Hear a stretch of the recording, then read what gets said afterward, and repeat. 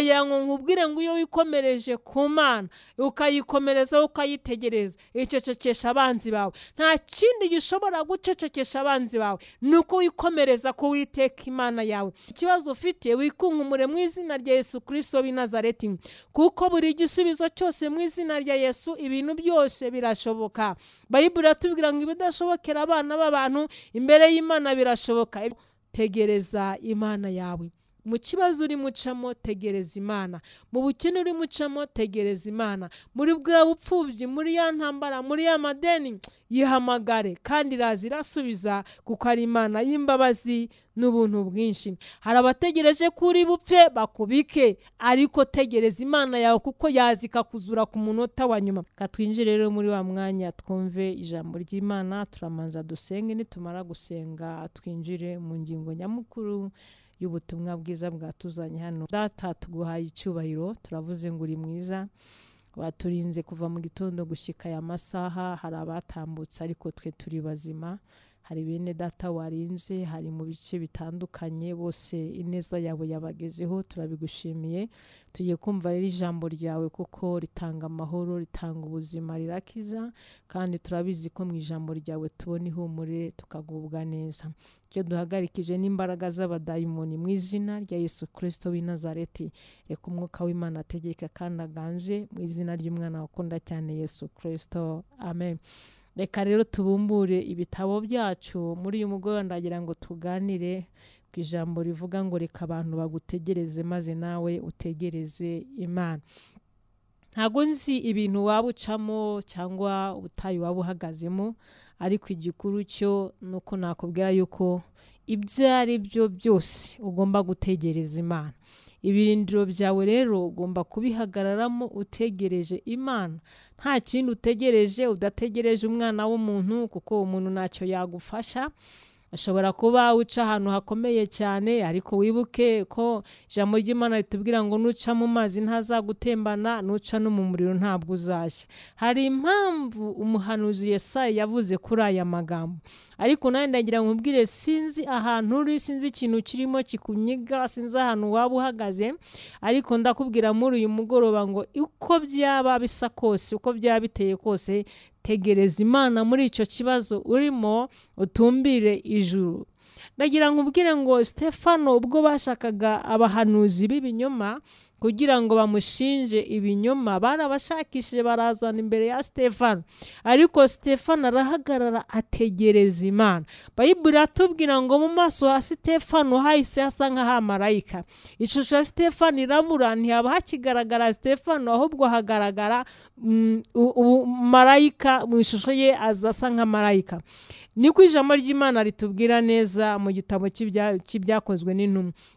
Rero icyo nkubwira muri uyu mugoroba, aho uhagaze hose tegereza Imana, witware neza, kuko iraza guseruka mu kibazo urimo, no mu kigeragezo urimo, no mu ntambara waba urimo. Tugiye kumva kureba urugendo rwa Pawulo. Hari ijambo yavuze ngo tumaje gukira tumenya ko icyo kirwa cyitwa Merita. Abantu bari bamutegereje, turabisoma neza mu ijambo ry'Uwiteka Imana, ngo bategereje ko ari buze gupfa, bategereze ko ari bubyimbirwe. Wenda hari n'abatanze amatangazo. Nawe muri uyu mugoroba hari abantu bashobora kuba bagutegereje ngo reka turebe, azapfa, bizamera gutya, bizagenda gutya, azakorwa n'isoni. Ariko iyo ku ijambo ry'Imana ritubwira ngo siko bizaba, mu bategereza Uwiteka nta n'umwe uzakorwa n'isoni, kiretse abamusezerano, abo ngabo nibo bazakorwa n'isoni. Ndagira nkubwo rero uko byaba bimeze kose, reka abantu bagutegereze maze nawe utegereze Imana. Hari abaguhaye iminsi, ariko nawe tegereza Uwiteka Imana muri iyo minsi, kuko Imana yawe ishobora guseruka ku munota wa nyuma. Ni umufasha utajya ubura kuboneka mu byago no mu makuba. Imana ishimwe cyane. Ndagira nkubwire muri mugoroba, icyo Imana yavuganye nawe icyo nicyo kizakurengera. Pawulo yagiye afashwa cyane n'amagambo Imana yari yaramubwiye. Urabizi neza ntabwo Pawulo yigeze yihamagara, Imana niyo yamuhamagaye. Ubwo yari mu nzira y'I Damasiko, yitwaga Sawuli, arenganya ubwoko bw'Imana, abantu baramutinye bose, ntawe ushobora kubwiriza Sawuli, ariko yumva ijwi rimuhamagara ngo Sawuli, Sawuli, undenganyiriza iki? Amenye ko ari Imana aritaba ubwo yamuhamagaraga. igihe yari kuri runo rugamba ariho rwana urugamba yari abizi yamuhamagaye iyo ariyo. ndagira ngo muri uyu mugoroba ugomba kumenya Imana wizeye iyo ariyo, imbaraga ifite n'ubushobozi ifite. Imbaraga z'abana b'abantu zirananirwa, zijya zigera igihe zigahagarara, ariko iz'Imana ntizijya zihagarara, oya zirakomeza, kuko ubutabazi bwayo buraboneka ibihe byose. N'ubutabazi buza mu bihe abantu baba bananiwe, mu bihe abantu baba bakwihereranye, mu bihe abantu baba bavuga ngo ntibishoboka, ariko yuko ijambo ry'Imana rivuga ngo ibidashobokera abana b'abantu imbere y'Uwiteka Imana bigira bite? Birashoboka. Ndavugana nawe rero muri uyu mugoroba ufite ibikuruhije, ufite ibikugoye, ndagira mbwira ngo gutabarwa kw'Imana kuza ibindi byose byishingikirizo byose byagize gute? Byavuyeho. Bya byishingikirizo bya bindi uvuga runaka yamfasha, runaka yantabara, hariya nakomanga bikagenda gutya, aho ubutabazi bw'Imana nibwo bujya buza bukagira gute? Bukinjira, bujya bumanuka. Rero ibindi byishingikirizo byose byamaje kuvaho bitagihari. Basobanyu bagutaye, banyogosenge bagutaye, za nshuti nkunda cyane nazo utakizireba, basheri bashushu batagihari, aho ngaho ubutabazi bw'Uwiteka Imana ujye ubwitegura ko bugiye kururuka, kugira ngo utirate imbaraga z'umwana w'umuntu, ahubwo wirate ubushobozi bw'Uwiteka Imana. Kadusome rero ibyakozwe n'intumwa ibice 28. Haba ngo inshira iruma Pawulo ntiyagira icyo aba. Birakomeye cyane kugira ngo inshira ikurume, ubundi yikurumye urabyimbirwa, hazamo ubumara, wapfa bikarangira. Ariko hari ibintu bibazo byinshi tujya duhura nabyo bimeze nk'urugero rwa ino nshira. Wenda nawe hari icyakurumye, hari icyakusatiriye, abantu bagutegeka ati kiraza kumwica tu, ntabwo agicamo, ntabwo akirenga, noneho birarangira. Ibyiringiro byo birihe? Reka turebe Imana ye, igihe yasengeye, igihe yaririmbiye, igihe yakoreye Imana, reka turebe ubutabazano bwaturuka. Ariko ndagira ngo nkubwire ngo ubwitegure mu izina rya Yesu Kristo w'i Nazareti ko buraje bugusanga aho uri. Ijambo ry'Imana riravuze ngo tumaje gukira tumenye yuko icyo kirwa cyitwa Merita, bene gihugu batugirira neza cyane, baducanira umuriro, batwakira twese kuko hari imvura n'imbeho. Ariko Pawulo amaze guteranya umuganda w'inkwi arazicana, inshira iva mu muriro imuruma ku kiganza. Bene gihugu babonye icyo gikururuka kirereta ku gikonjo cye, baravugana bati ni ukuri uyu muntu n'umwicanyi. Nturora nubwo yakize mu nyanja idaca urwa kibera, ntimukundira kubaho. Ariko akunkumura icyo gikururuka mu muriro, ntiyagira icyo aba. Ndasubiramo hejuru, bene gihugu babonye icyo gikururuka ku gikonjo cye, baravugana bati ni ukuri uyu muntu ni umwicanyi. Kamvuge kuri gato kuri bene gihugu. Bene gihugu babonye icyo gikonjo, ndagira ngo ubwire bene gihugu bashobora kuba ari bene so, bashobora kuba mu muryango, bashobora kuba ari inshuti zawe, bamaje kubona ikibazo cyakururutse, cyanutse, byakomeye, nta butabazi. Ariko Pawulo hari ikintu yakoze, ntabwo yitaye ku magambo bavuga, ahubwo ikintu cya mbere Bible iratubwiye ngo yikunkumuriye icyo gikururuka hehe? Mu muriro. Ndagira ngo nawe muri uyu mugoroba reka kuburana n'abakuburanya, reka kuburana n'abakurwanya, ahubwo muri uyu mugoroba nibyo Dawudi yavuze ngo Uwiteka shingura icumu mu ntagara, ufate ingabo n'intoya, wimire kundwanira, abanzi banjye batatane, abibwira bakorwa n'isoni.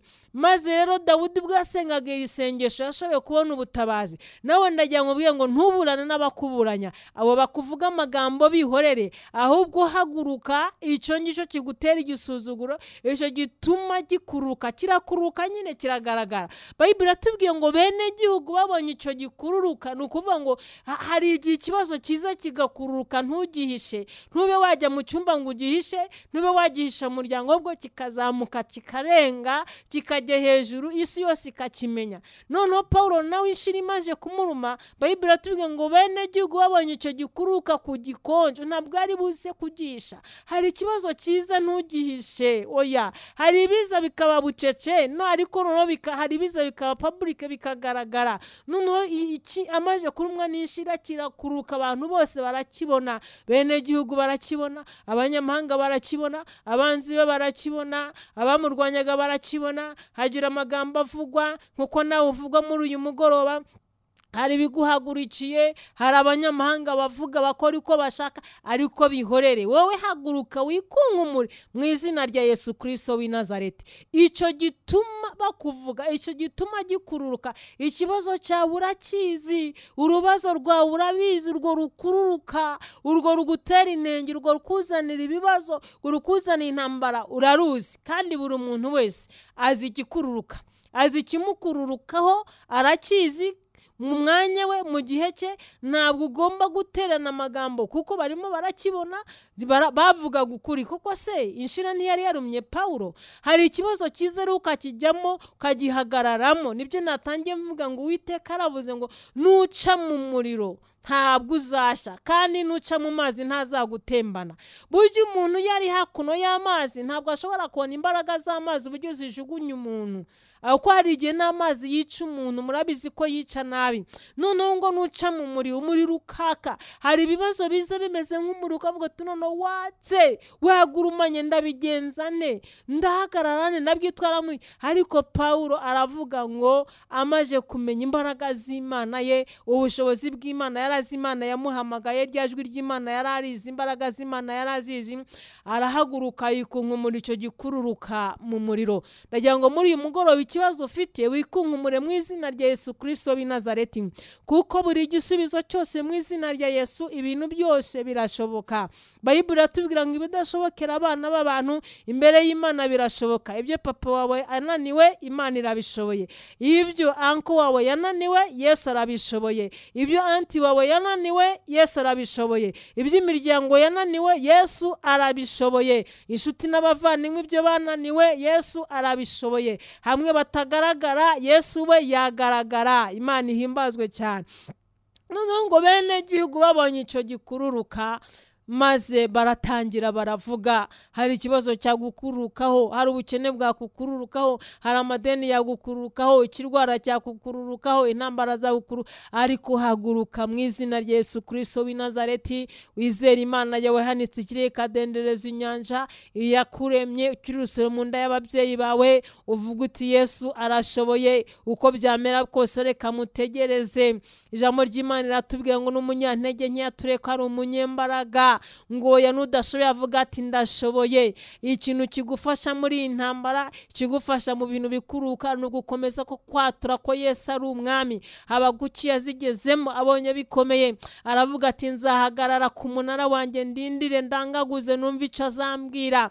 Ngo azagikora mu izina rya Yesu Kristo w'i Nazareti. Ndakubwira muri uyu mugoroba, Habakuki yaravuze ngo naho imiti nitatoha, n'inzabibu ntizere, n'amasho agashira mu ngo, ndetse abahinzi bagahingira ubusa imyelayo, ngo nta cyatuma atishimira mu gakiza k'Uwiteka Imana ye. Nawe nagira ngo mbwire uyu munsi, ibyaba bikururuka, ibibazo waba urimo uko byaba biteye, bagusize se, uri imfubyi se, uri umupfakazi, Yesu ni we se w'imfubyi kandi ni umugabo w'abapfakazi. Uyu mugabo Yesu ahemba neza, ntabwo ajya yambura. Uyu mugabo Yesu agira neza, umutakiye wese aramwitaba. Wumvishe ijwi rya Barutolomayo aracyahari, wumvishe ijwi rya Yabesi aracyahari, wumvishe ijwi rya Ana aracyahari. Imana yatabaye Aburahamu na Isaka na Yakobo iracyahari, n'inzima iracyakora. Niyo mpamvu Pawulo yavuze ngo Yesu ukora yararejo n'uyu munsi nuko ari, ntabwo ajya ahinduka. Ko yakoraga ibitangaza n'ubu aracyabikora, ko yahumuraga impumyi n'ubu aracyahumura impumyi, ko yaziburaga ibipfamatwi bikumva n'ubu aracyabikora. Ikiganza cye kiracyari kirekire cyane, ikiganza cye kiracyabohora, ikiganza cye kiracyatabara. N'umwizera muri uyu mugoroba urabona ubwiza bw'Uwiteka Imana. Nuko Pawulo yikunkumura icyo ngicyo mu muriro, ntacyo yabashubije. Bene gihugu babona icyo gikururuka, baramutegereza. Hari abategereje kugiye gupfa, ariko ndagiye ngumbwe ngo humura, imbaraga z'Imana zirahari zakuzura. Hari abategereje kugiye gukorwa n'isoni, ndakubwira ngo humura, oya, ntabwo uzakorwa n'isoni. Nicyo cyatumye yisehanura ngo kuko umwami Imana azantabara, nicyo gituma ntamwara, ngakomeza uruhanga rwanjye rugakomera cyane. Reka muri uyu mugoroba Imana igukomeze, kurindi kimwaro, kurindi gisuzuguriro, nubwo hari icyakurumye, nubwo uri mu kibazo, nubwo uri mu madeni, nubwo uri mu bukene, nubwo uri mu marira, nubwo uri mu gahinda. Ijambo ry'Imana yatubwira hari kurira kwararira umuntu, ariko mu gitondo bwacya impundu zikavuga. Mwami Yesu atugirire neza cyane. Murongo wa 6 turavuga ngo babandi bategereza yuko ari bubyimbe cyangwa ari bupfe akindutse, ariko bamaze umwanya munini bakibitegereje babona ntacyo abaye, barahindura bati ni Imana. Imana ishimwe cyane. Ndagira ngo muri uyu mugoroba hari abantu bashobora guhindura amagambo bavuze. N'igihe cya Pawulo barayahinduye, ndetse n'igihe cya Pawulo n'igihe cya Yobu barayahinduye, abanzi be barayahinduye, bamushinjaga ngo Yobu ngo n'ibyaha, ariko babonye Yobu akubiwe inshuro 7, Uwiteka Imana imwunamuye, maze bahindura amagambo yabo, kuko Imana yahamirije Yobu imbere y'abanzi be, ndetse iranababwira ati nimuceceke kuko umugaragu wanjye niwe nkunda kandi nkamwishimira. Ndagira ngo nkubwire ngo iyo wikomereje ku Mana ukayikomereza ukayitegereza, icecekesha abanzi bawe. Nta kindi gishobora gucecekesha abanzi bawe, nuko wikomereza ko Uwiteka Imana yawe. Ijambo ry'Imana riratubwira ngo Yehoshafati ngo akangurira Abayuda gusenga, bajya imbere y'Imana barasenga, biyiriza ubusa, bikomereza ku Mana. Ngo maze Imana irangije ishiraho bo guca igico, barangije Abayuda baratabarwa. Ndagira ngo iyo wikomereje ku Mana abanzi bawe ngo baraceceka, abakurwanyaga baraceceka, ariko nta kintu gishobora gucecekesha abanzi bawe udikomereje ku Mana yawe.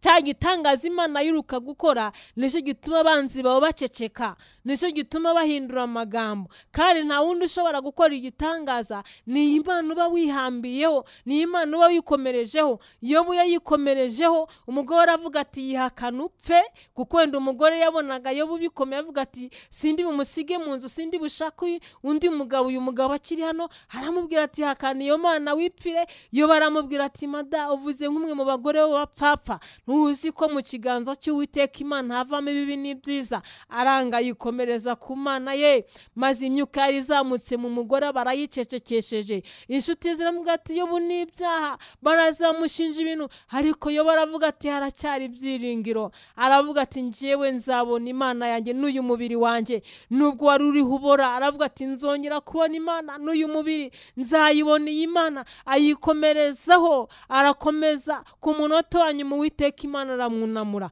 Nawe ndagira ngo sinzi ibyo ucamo, ongera wikomereze ku Mana. Mu gitondo uyikomereze, saa sita uyikomere, nimugoroba uyifate ikiganza, uyifate ukuboko, uvuga iti Yesu ntusige, mwami wanjye ntundekure, kuko undekuye nakuvaho, undekuye abanzi banjye bansama, abanzi banjye bancakira, nakorwa n'isoni. Iyo Mana uyihendahenda, uyifate uyikomerezeho, nicyo kizatuma abanzi baba baceceka, nacyo kizatuma abanzi baba bahindura amagambo, bakavuga ngo ntabwo tubona uyu, ntabwo tubona Marita, ahubwo turabona Imana, ntabwo tubona Mary, ahubwo turabona Imana, ntabwo tubona Gideon, ahubwo turabona Imana. Ahubwo shyiraho rya zina ryawe. Natangiye mabwira ngo umugaragu w'Uwiteka Imana Stefano yayikomerejeho, maze ihindura mu maso hasa n'ahamarayika. Abamuteraga amabuye, abamushinjaga ibinyoma, aravuga ati data bababare kuko batazi icyo bakora, kuko ikigeragezo yagezemo yahise asa n'amarayika.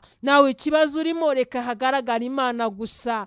Nubwo urire, nubwo ubabaye, reka Imana yuruka igaragare muri icyo kibazo. Ndagira ngo mbabwire ngo n'umufasha utabura kuboneka mu byago no mu makuba. Igize igatsinda n'urugamba rugeze mu marembo. Hamwe abandi bavuga ngo byarangiye, hamwe bavuga ngo byanutse, hamwe bavuga ngo ntibigishobotse. Yesu yaje, ibintu byose birashoboka, kandi icyo mukundire yategetse ibintu byose biratungana. Nukuri yageze i Betaniya bikomeye cyane, kwa Lazaro, ariko icyo yari yaravuganye n'abashiki ba Lazaro aza giherekeje maze kizura Lazaro. Ndabibabwiye ngo muri uyu mugoroba nawe icyo Imana yavuganye nawe, ineza y'Imana uzayibona kubw'icyo ngicyo Uwiteka Imana yavuganye nawe. Ntabwo nitaye ku magambo bakuvugaho, ntabwo nitaye ku banyamahanga bagukikije bagucaniye umuriro, nibeshe reka bawucane, ariko ndagira ngo bawucana ujye umenya ko Imana nayo igicana umuriro ukomeye cyane, kuko Imana yacu ni umuriro, iratwika irakongora. Bacana umuriro w'amagambo, igacana umuriro w'ijambo rimwe, bagaceceka ntibagire ikintu bavuga. Arega igihe cy'umugaragu w'Uwiteka Imana Daniyeli bacanye amatanura, baragira ibintu biba bikomeye cyane, bamushyira no mu rwobo rw'intare Saduraka na Meshaki na Abedenego, ariko bano basore bikomereza ku Uwiteka Imana. Irangije nayo nubwo bari mu muriro, ariko hari uwundi watambagiye mu muriro. Hari utajya utinya umuriro, hari utajya utinya ibibazo, hari utajya utinya intambara, hari utajya utinya inzara, hari utajya utinya ubukene. Niwe Yesu Kristo, umwana w'intama w'Imana, ashoboye byose. Ndayomwe muri uyu mugoroba rero, tegereza Imana yawe. Mu kibazo uri mucamo, tegereza Imana. Mu bukene uri mucamo, tegereza Imana. Muri bwa bupfubyi, muri ya ntambara, muri ya madeni, yihamagare kandi iraza irasubiza, kuko ari Imana y'imbabazi n'ubuntu bwinshi. 16 rero niho umurongo wa 25, Ibyakozwe 28 umurongo wa 6, babandi bategereza yuko ari bubyimbe cyangwa ari bupfe akindutse, ariko bamaze umwanya munini bagitegereje. Ndagira ngo hari abantu bamaze umwanya munini bagutegereje, hari abantu bamaze imyaka bagutegereje. Mbese ibya Yuvinari bizagenda bite? Mbese ibya runaka bizagenda bite? Yo, baragutegereje, ariko nawe tegereza Imana yawe. Hari abategereje kuri bupfe bakubike, ariko tegereza Imana yawe, kuko yazika kuzura ku munota wa nyuma. Babandi bategereza yuko ari bubyimbe cyangwa ari bupfe akindutse, ariko bamaze umwanya munini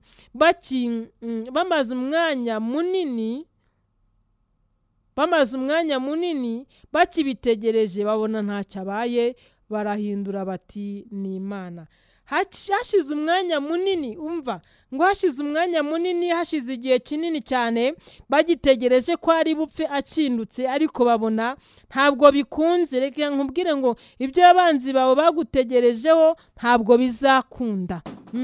Ntabwo bizakunda, kuko imbaraga z'Imana ziri kumwe nawe.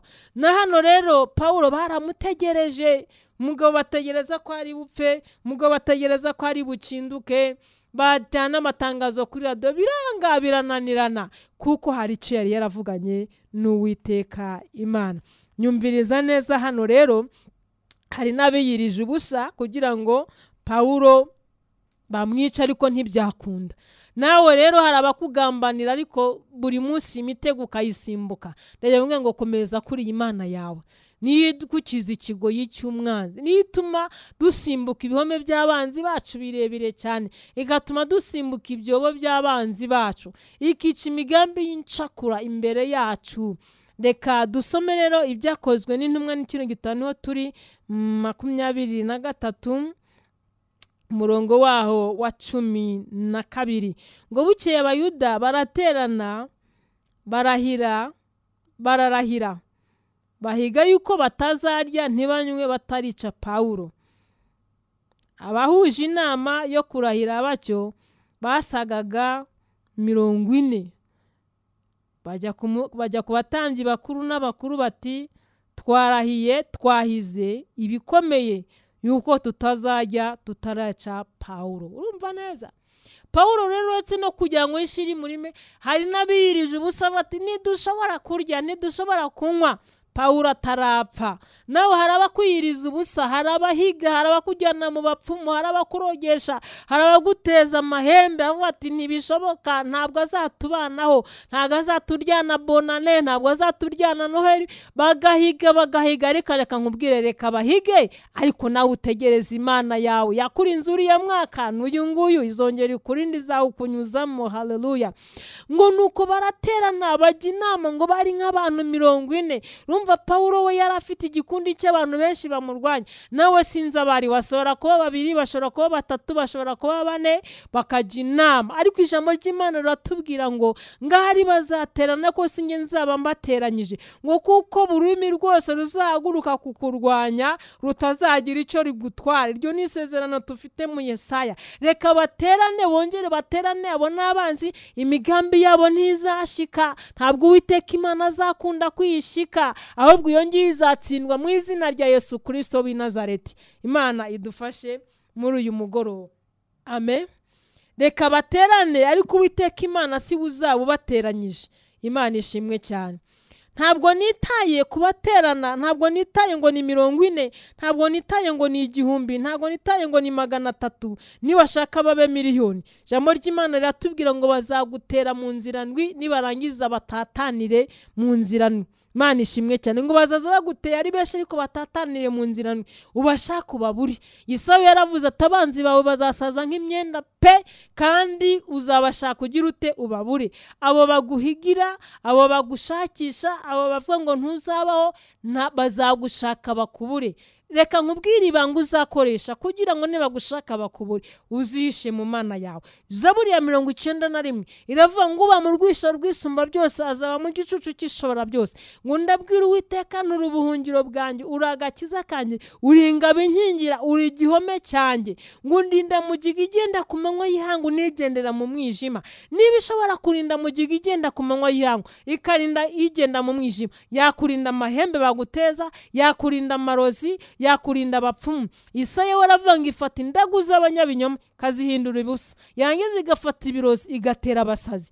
Izo ni imbaraga z'Imana ziba zikomeye. Rero mbwira ngo niba ushaka kuyisha abanzi bawe, abo baguhagurikiye bakora utunama buri munsi bavuga ntazatubanaho, ntazatwiga, ntazaturangiriza amashuri, ntabwo azarangiza, ntibishoboka, ntazatubyaraniye inda twite, ntazadukorana kariya kazi muri ofisi, bareka baterane bajya inama biyirize n'ubusa, ariko iyo migambi yabo izapfa ubusa. Noneho nawe icyo uzakora, utegereze Imana yawe, wikomereze ku Mana yawe, wihishe mu Mana yawe. Zaburi 9:1 umurongo wa mbere avuga ngo uba mu rwisho rwisumba byose azama mu gicucu cy'ishobora. Wihishe mu Mana yawe mu gicucu cy'isumba byose.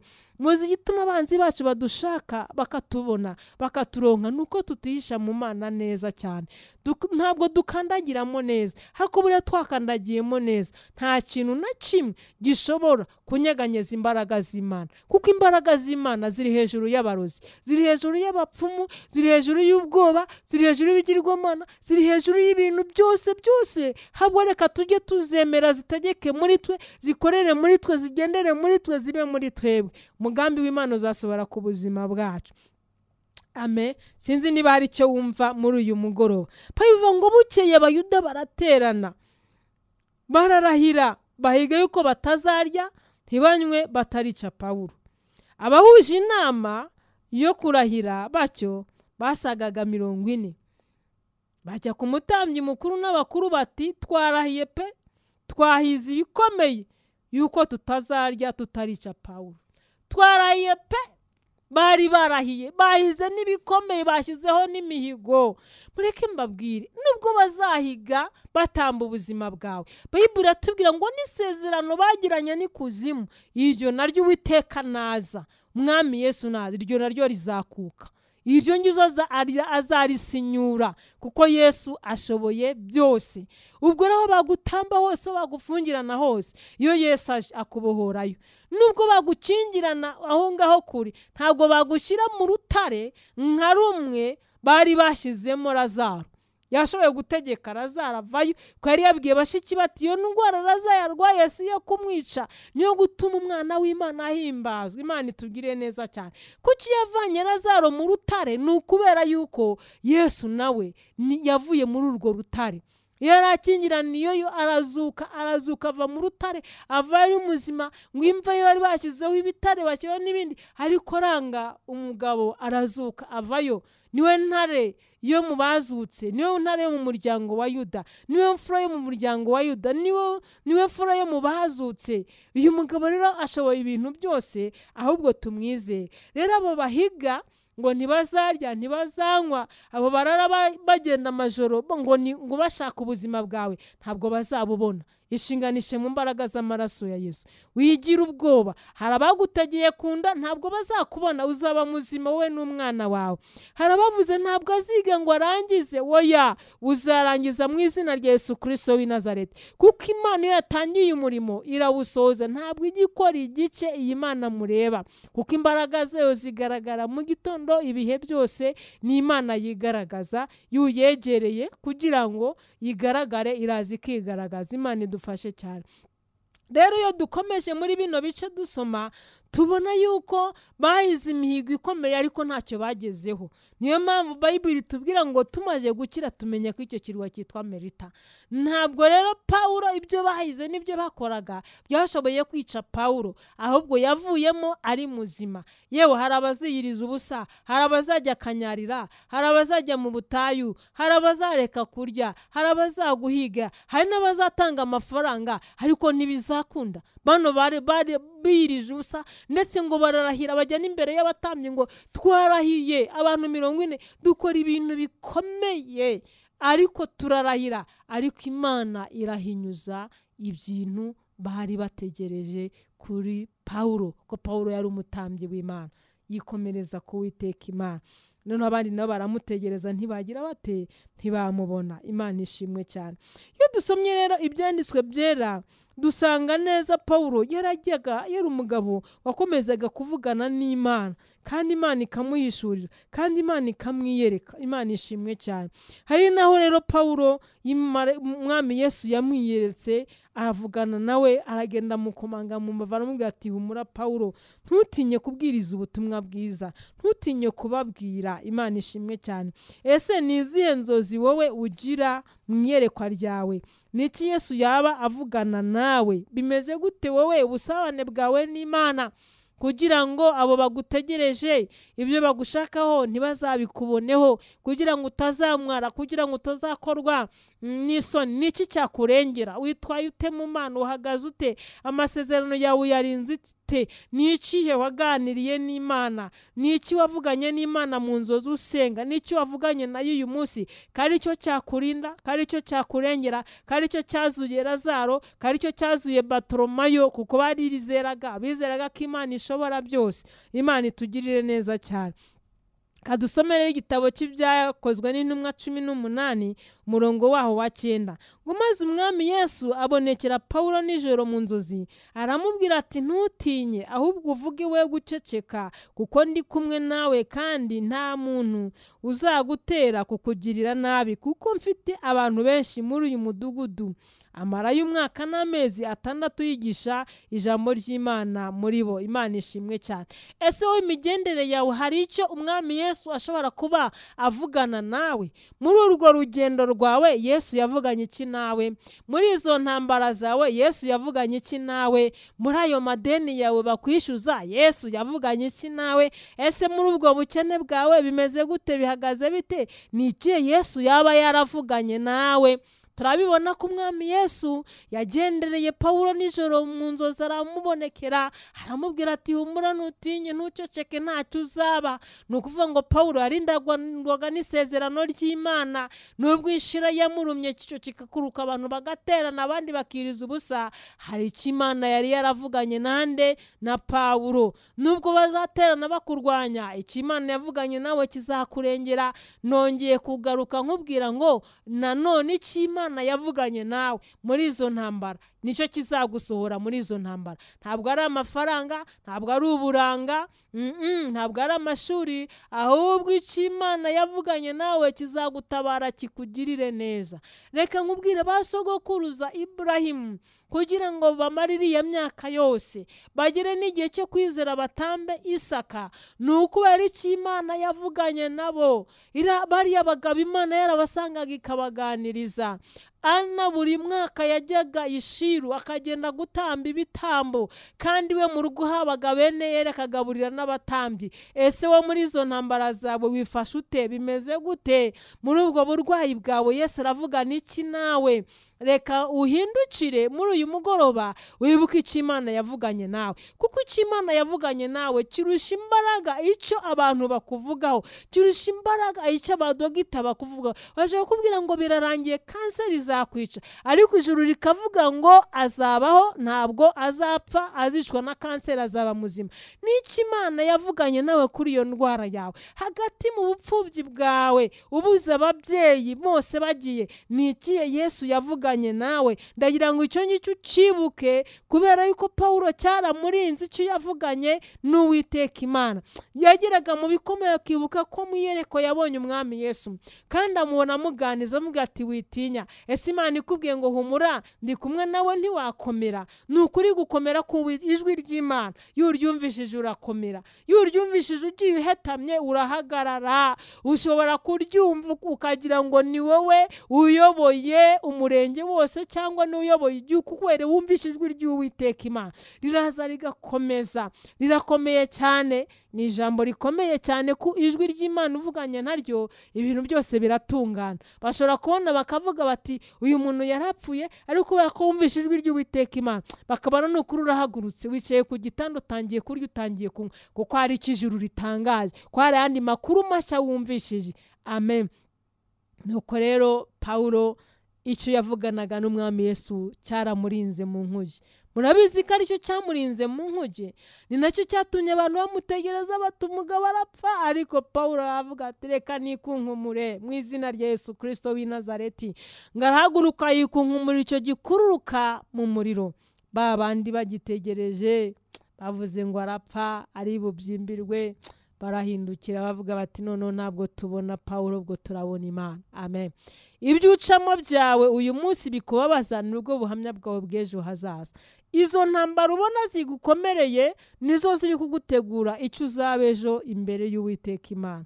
Nicyo kiri kugutegura kuba umutambyi mukuru ukomeye, kugira ngo nujya imbere y'abantu uzabakomeze, nusengera n'abantu uzavuge gukomera kw'Imana.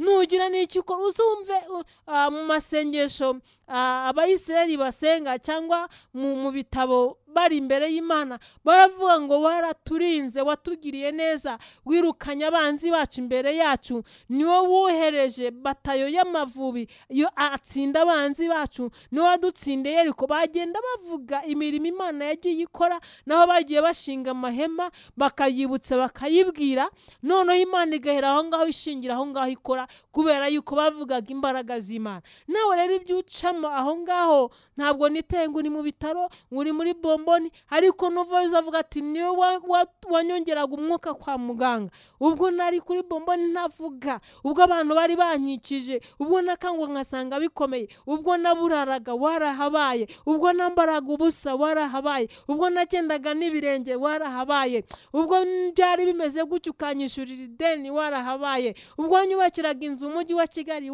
twanga ibibazo, ariko ibibazo ducamo nibyo bituma dushimira Imana. Ndagira nkubwire ngo Pawulo rero amaze kwikunkumura icyo gikururuka, babandi bagitegereje barangije babona Imana. Ese urumva abantu bazabona Imana gute nudaca muri ibyo bibazo? Bazayibona gute? Uzabwira abantu Imana yawe ko wayiboneye hehe? Imana ikunda kugaragara mu bibazo kenshi. Yagaragaye ku nyanja, yararetse Abayisiraheli barambuka. Bayibuli atubwira ngo mu gicuku cya nijoro ibwira Mose kurema Pasika, barisangirayo Pasika, ariko mu gicuku cya nyuma barahaguruka. Bibiliya atubwira neza ngo Uwiteka Imana anangira umutima wa Farawo, arangije atunganya amagare n'amafarashi. Yamunangiye iki? Umutima. Ntabwo biri ari Satani wabikoze, ko hari ibituzo bavuga ngo Satani Satani mukiririmba Satani. Oya, ni Imana ishaka kukwigishira gutraininga, ikunyuza mu rugamba, ikuzanira intambara. Hari igikingura umuryango w'intambara imbere yawe, ngikwigisha ikwereke ko ari Imana, ubu umusirikare wa Kristo wojejwe, umusirikare ukomeye, uve ku rwego ujya ku rundi rwego. ntabwo kuva ku rwego ujya ku rundi rwego ntabwo ari mwe ngo nubatse inzu naguze imodokari nahinduranyije, ni ugutsinda ikigeragezo cya mbere, icya kabiri ukagitsinda, icya gatatu niko kuva ku rwego ujya ku rundi rwego, nicyo bisobanuye. Noneho rero Imana inangira umutima wa Farawo ngakurikira Abayisiraheli. Noneho kandi irangije irababwira ati mugende mujye kunkorera. Bagenda bikoreye amazahabu ko bahakaniye Farawo, bamubwira ati nta na kimwe, nta n'urwara tugusigira hano muri Egiputa. Farawo ababwira ati mugende ariko mube hafi, mube hafi, ati nta na gato, nta n'urwara tugusigira. Bagiye rero bagiye gukorera Imana, bagiye gutamba, ariko irangije inangira umutima wa Farawo kugira ngo yigaragaze ku nyanja, maze noneho inyanja nayo irayirekura. Noneho Bayibuli atubwira ngo Farawo abatuze bararira cyane, bararira Abayisiraheli, bararira, babona Farawo inyuma ati none byacize inyanja imbere yabo. Babwira Mose ati namva zari mu Egiputa kugira ngo uze kudutsinda ahangaha. Byari bikomeye, ariko Mose yibuka icyo Imana yavuganye nawe. Nubwo imbere yawe hari inyanja, nawe nubwo Farawo hari ibihari, hari ibyo Imana yanangiye umutima birimo bizamuka, birimo bibira, iragira ngo igaragaze ukuboko kwayo n'ikiganza cyayo. Ntutinye, ntugire ubwoba, nuhindukira kwibuka icyo Imana yavuze. Ijambo yabwiye Mose nawe irarikubwira. Urumva ijwi ry'Imana, urumva imirindi y'Uwiteka Imana. Imana itugirire neza cyane. Maze Umwami Yesu abonekera Pawulo nijoro mu nzozi, aramubwira ati kuko ndi kumwe nawe kandi nta muntu uzagutera kukugirira nabi. Iryo ni ijambo rikomeye cyane. Nanjye ndagira ngo sozereze hano. Ijambo ry'Imana rero ratubwiye, byakozwe n'Intumwa 28:6 dusoza, ngo babandi bagitegereje kwari bupfe kari bubyimbirwe, barangije bahindura amagambo yabo. Reka abantu bagutegereze, maze nawe utegereze Imana. Ntago zimbyucamo, ariko uko bimeze kose, uri mu bitaro kwa muganga, tegereza Imana, izakuvana kuri icyo gisasiro. Ufite ibibazo bikuremereye, yihamagare muri ibyo bibazo. Numufasha utabura kuboneka mu byago no mu makuba. Ndagira ngo rero muri uyu mwanya dufatanye mu mwanya wo gusenga. Kibazo waba urimo cyo cyaba gikururuka, ikunkumure mu izina rya Yesu. Uwiteka yaduhaye ahantu dushobora gukirira. Yesu yaraje kugira ngo aduhuze tube umwe, niwe uduhuza, ni umuhuza n'Imana. Uko byaba bimeze, intambara warwana nayo utari kumwe na Yesu ntiwayishobora. Hagati mu kigeragezo utanyuranyemo na Yesu ntago byakunda mayidiya. Ibintu birakomeye, ntambara ni nyinshi, urahindukira ukabona ibibazo, imbere ni ibibazo, nyuma ni ibibazo, nk'Abayisiraheli ko bari bameze. Ariko ibiko icyo Imana yavuze, kandi umenye ko Imana ishoboye byose, kuko abo bakugarije bazahindura amagambo. Igihe kirageze kugira ngo abantu bahindure amagambo, babone imbaraga z'Imana yabo. Data, mu izina rya Yesu turagushimiye kubw'ijambo ryawe twuvuze muri uyu mugoroba. Turasenze ab'inshira yarumye, abo bafite ibyo bikururuka, abo banyamahanga babacaniye umuriro, ucana undi umuriro wawe Mwami w'ijambo ryawe, bakire babe bazima mu izina rya Yesu. Ibyo bikururuka reka bikunkumure, bagubwe neza, bumva amahoro n'umugisha by'Uwiteka Imana. Dusengeye ijambo ryawe tuvuze muri kano kanya, riherekeze, uryumvishe rimugirire umumaro, uryumvishe rimubohore. Kuko ijambo ryawe ratubwira ngo igihe muri Getsemane wasengeye abakwizeye n'abandi bazakwizera. Isengesho wasenze muri Getsemane ryaradufashije. Wasengeye intumwa zawe, natwe uradusengera twebwe tutari twakwizera. None nanjye kubw'imbaraga z'ijambo ryawe tuvuze muri kano kanya, riherekeze, rikize urwaye. Abo bose abanzi babo bakikije bagose, Mana babe bazima. Reka abanzi bo bahindura amagambo yabo bavuge, babone Imana, bakubone. Manuka wigaragaze mu kibazo, mwaro bafite intambara, manuka usubize nk'Imana. Ndakwizeye Mwami Yesu, kuko uherekeza ijambo ryawe kandi gakora icyarizanye. Ni mu izina rya Yesu Kristo dusenze dufite kwizera, amen. Gubwe neza mu izina rya Yesu Kristo w'i Nazareti, kandi reka abantu babategereze, namwe mutegereze Imana yanyu. Shalom, izakora ibikomeye, amen.